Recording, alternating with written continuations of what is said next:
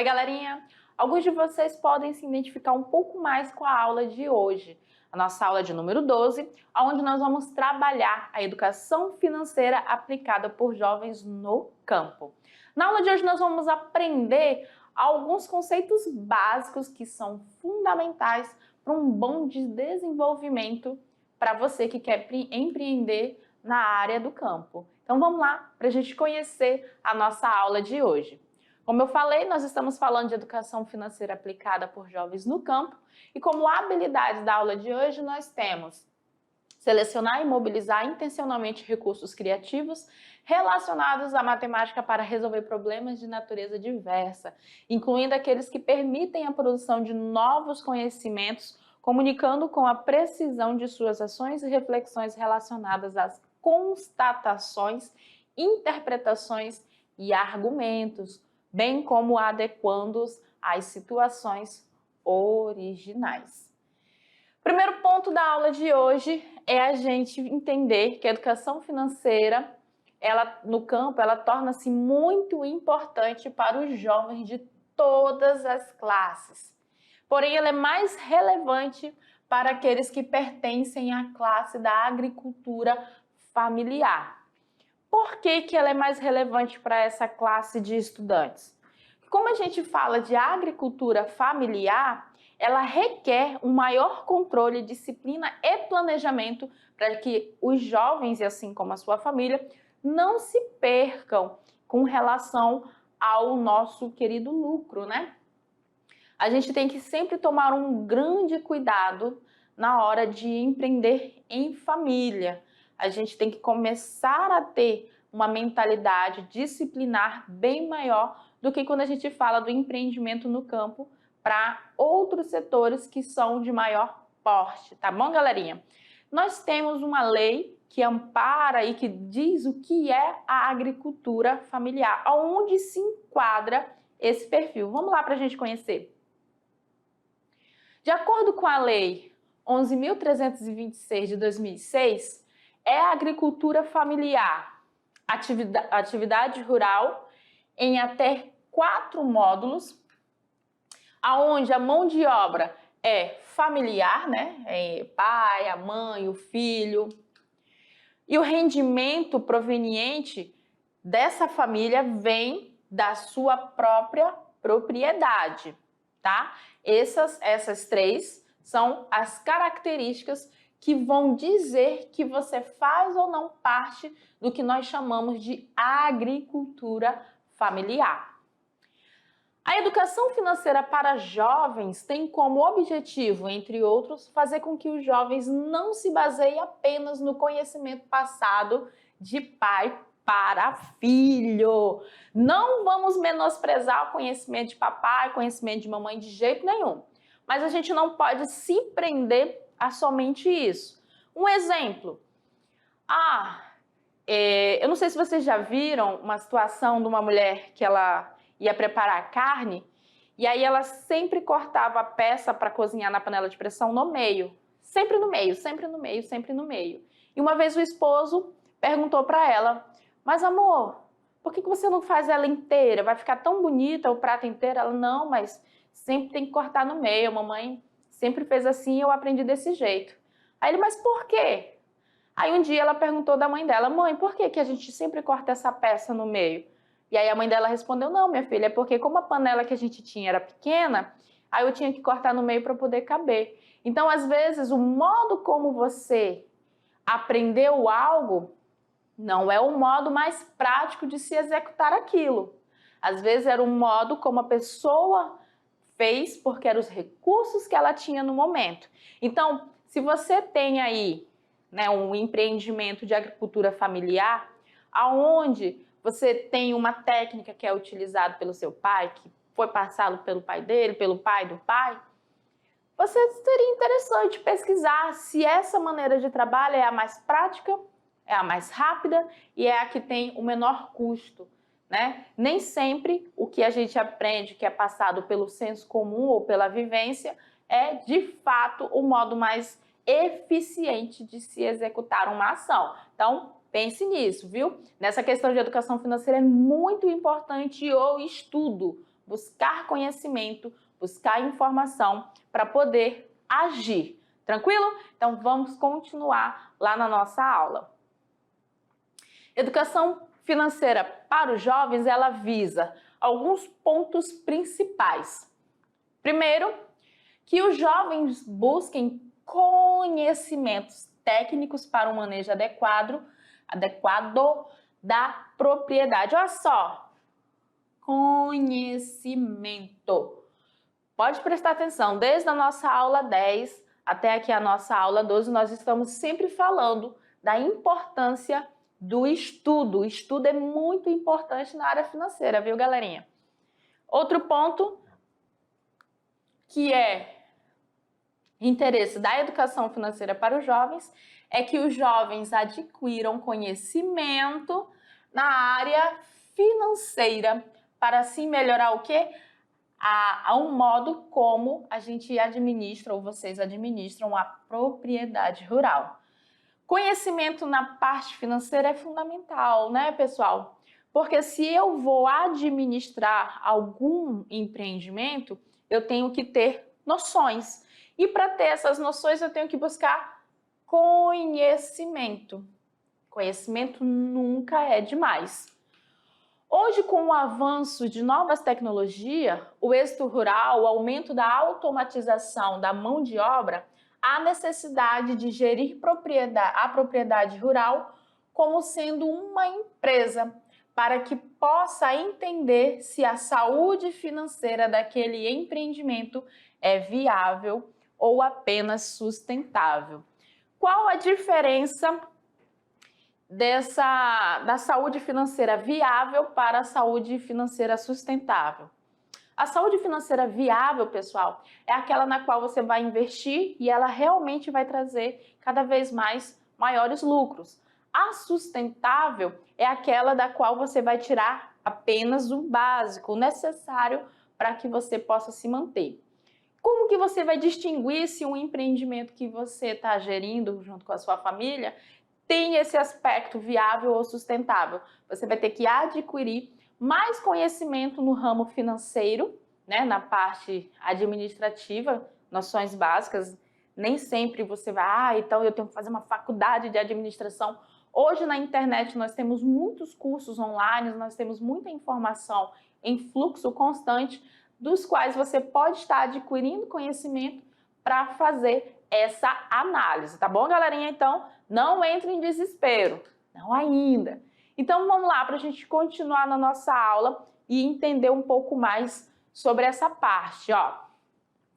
O termo educação na área de finanças significa o conhecimento de termos financeiros de mercado, a habilidade com o uso da matemática financeira para interpretar dados financeiros e a capacidade de tomar decisões quanto ao uso do dinheiro. Então, ó, para você ter uma noção básica do que é necessário para administrar a sua agricultura familiar, esses 3 pontos são muito importantes. Por que eu tenho que saber termos de financeiros de mercado? Primeiro que eu tenho que conhecer o mercado para onde eu estou vendendo. Ah, professora, mas eu só vendo para os meus vizinhos. Mas esses teus vizinhos, eles gostam do teu produto? Se você tiver um produto diferente, as vendas vão ser maiores ou vão ser menores? Você tem que conhecer o seu mercado, ver a melhor maneira de abordá-lo para ter um melhor recurso depois. Com relação à matemática financeira, vocês sabem, né? Trabalhar com dinheiro é cálculo infinito. É você saber de juros, caso você tenha interesse em empréstimos. É você saber se você dá desconto, se vai te render algum lucro, se vale a pena dar desconto em alguns materiais. É saber se o que você investiu em um material, e se você for dar um desconto, se aquilo não vai gerar para você mais gasto do que lucro. Tem produto que não vale a pena você dar desconto porque o investimento que você fez para adquirir ele acaba se tornando maior do que o lucro que você vai ter. Então, isso é muito importante. E essa capacidade de tomar decisão? Galerinha, confesso, ó, não é todo mundo que tem essa capacidade de tomar decisão quanto ao dinheiro. É saber aonde você vai cortar custos, gastos, é saber aonde você vai investir lucros, é saber a hora de gastar e a hora de economizar. Poucas pessoas desenvolvem uma educação financeira aplicável nessa parte. Falo por mim, viu? Experiência própria. Aspectos importantes. Quando você for trabalhar a sua agricultura familiar ou o seu modo de fazer renda para a sua família, veja alguns aspectos que são fundamentais. Orçamento. É de fundamental importância a separação das finanças familiar das finanças da propriedade. Senão você pode acabar criando uma bola de neve e uma dor de cabeça que não tem fim. Na propriedade rural, precisamos separar receita, custos fixos, custos variáveis de custo. Cada um desses aqui, galerinha, tem um significado diferente e um tipo de uso. A receita é a quantia de renda gerada pela venda dos produtos ou serviços produzidos na propriedade. Então, você tem uma receita, você sabe qual é ela, você vai ter que trabalhar essa receita para não fazer com que ela se perca nesses outros três aqui, ó. Custos fixos são aqueles custos que ocorrem mesmo que a atividade não esteja produzindo. É aquele custo que você sempre vai ter, todo mês, todo trimestre, todo quatrimestre, aquele custo que é algo fixo, que você sempre tem que ter um investimento para poder suprir esse custo. Custos variáveis são aqueles custos que ocorrem de acordo com a sua produção e venda dos produtos ou serviços produzidos na propriedade, bem como custos eventuais de manutenção. Então, ó, aqui eu tenho, independente se eu estou produzindo, mas eu tenho um custo, tenho uma taxa que eu tenho que pagar, algum financiamento que você fez da propriedade, que todo mês, mesmo você não produzindo, você tem que arcar com esse custo.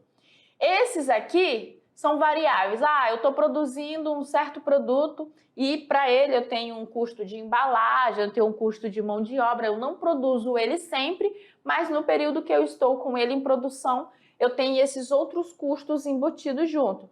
Então, ele vai se enquadrar aqui nos variáveis. E nós temos o custo, que é a somatória de todos os custos fixos mais os custos variáveis. Esse daqui, ele vai ser o teu custo total do teu empreendimento. Já conheci, já sei o que é receita, já sei o que são os custos fixos, variáveis. Como que eu vou empreender? Primeiro ponto, planejamento e meta. Eu tenho que ter planejamento e metas bem determinados que vão indicar o nível de consciência financeira e que eles vão exercer um papel essencial na relação com o dinheiro. Se eu sei aonde eu quero chegar, se eu sei as minhas metas, eu tenho que ter meios para atingir ela. Os meios, eles vão surgir aqui nos teus planejamentos. Um método muito utilizado é o método SMART. Ele é considerado uma poderosa ferramenta para avaliar objetivos e auxiliar no planejamento para alcançar esses objetivos de modo mais eficiente. Mas o que é o método SMART? Bom, aqui nós temos o que nós chamamos de uma sigla em inglês. Cada letra dessa representa uma meta, um método de você ter o alcance dos seus objetivos. Ó, se você for olhar, SMART está aqui, ó, S-M-A-R-T, SMART. Aqui, no específico e direto, nós vamos ter uma meta que tem que ser específica e uma grande chance de ser alcançada. Por isso que aqui nós temos específico. Eu tenho que traçar uma meta que seja clara e objetiva. Como que eu vou traçar essa meta clara e objetiva? Eu vou ter que saber quem está envolvido nesse objetivo, o que eu quero realizar, onde esse objetivo deve ser alcançado, quando eu quero alcançar esse objetivo e por que eu quero alcançar esse objetivo. São questões que você vai responder para poder ter maior clareza nesse objetivo, na sua meta a ser trabalhada. Mensurável. Poderá ser medido o resultado final. Nessa meta aqui, nesse objetivo, a meta SMART, ela diz que eu tenho que ter critérios para medir o meu progresso. Eu tenho que estabelecer modos de medir e saber se eu estou evoluindo ou não nas minhas metas. Se eu não tenho critério para poder mensurar, para poder medir o meu progresso, eu não tenho como saber se eu vou realmente alcançar o meu objetivo, se eu vou realmente alcançar a minha meta. Nesse daqui, eu tenho que fazer questões como quanto, como sei que eu vou atingir o meu objetivo, qual é o meu indicador que mostra que eu estou evoluindo, que eu estou progredindo dentro da minha meta. Alcançável. Difícil, mas possível de chegar. Aqui na meta SMART alcançável, eu tenho que ter um objetivo atingível, algo que eu consiga realizar. Então, aqui dentro, como algumas questões para você poder determinar que o teu objetivo é alcançável, você tem que pensar: eu tenho recurso? Eu tenho capacidade para essa atividade? Se não, o que eu estou perdendo? Eu estou perdendo tempo? Eu estou perdendo dinheiro? O que está acontecendo? Os outros já fizeram isso que eu quero fazer? Se eu sei que outras pessoas fizeram e sei o método que ela usou e se ela teve sucesso ou não, isso pode fazer com que eu saiba que a minha meta é ou não alcançável. Tranquilo? Realista. Olha, gente, isso aqui é muito relevante, tá? Eu tenho que ser realmente realista com as minhas metas.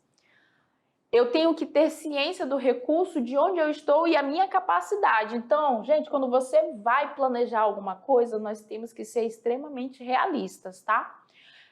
Por exemplo, eu queria ser professora de biologia. Não, eu queria ser professora de biologia, não. Eu queria fazer direito na época que eu estava estudando para o meu vestibular. Mas qual era a minha realidade naquela época? Eu sabia que as minhas notas não eram tão boas.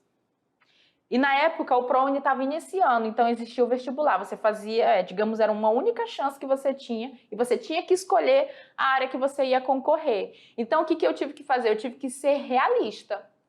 E eu vi que para o curso que eu queria, as minhas notas não seriam suficientes para eu entrar. Então eu fui de acordo com aquilo que eu sabia também fazer, que eu tinha um bom desempenho, e fiz o vestibular para Química. Eu sou professora de Química hoje. Eu fui extremamente realista com as minhas capacidades naquele momento, para poder hoje estar aqui sendo professora de Química na mediação tecnológica. Então, é muito importante a gente ser realista e ter algo concreto e relevante no nosso objetivo. E o último, né, que é o oportuno ou temporal, nós temos que ter prazos bem definidos para realizar o nosso empreendimento.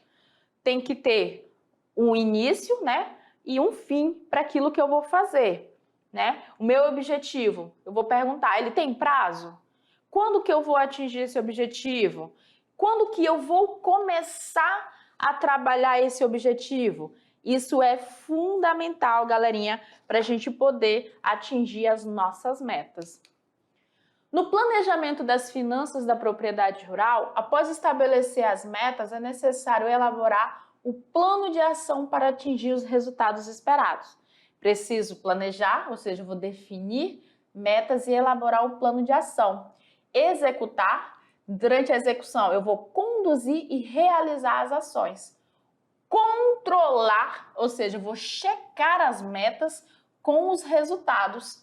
E, por último, agir, ou seja, eu vou definir ações para corrigir, prevenir ou melhorar algumas das ações que foram desenvolvidas.